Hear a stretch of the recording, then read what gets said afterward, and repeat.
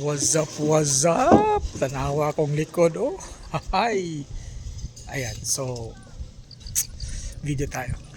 Welcome back to my Hi, welcome back. Okay, so nandito tayo ngayon sa Apu Flower Garden. We were here yesterday. Walang ka-fog-fog. So yesterday we had a chance to see Mount Apu up close. Kasi from this resort, ang Mount Apu kasi parang napakalapit tingnan. So nakita namin siya kahapon. Walang ka-fog-fog. But today, iba na naman ang ng panahon. Ayan, puro fog na.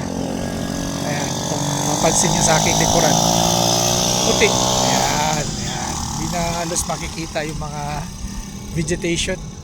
Kasi I don't know kung maklaro sa camera.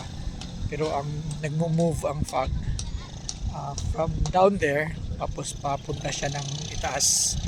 So we are at higher altitude dito sa Kapatagan, Barangay Kapatagan.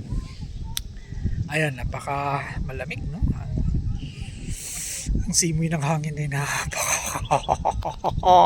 napakasarap. So lalong lumisngag ang aking ilong. So yan ang ma-expect mo dito sa Mount Apu.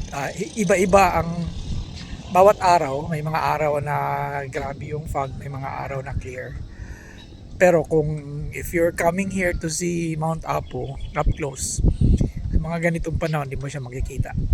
Kasi halos wala ka makita sa paligid. I'll do 360. Yan. So, dyan ako mag-start. So, yan yung restaurant ng Apu Garden sa likuran. And I'll do 360. Tingnan nyo kung gaano siya ka. Ayan, ayan. So, 360. Ayan. So,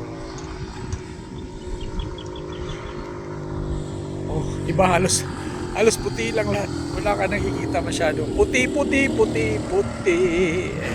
Okay, back to. Ayan. So, ito siya. It's a nice place. Yun lang. Bye.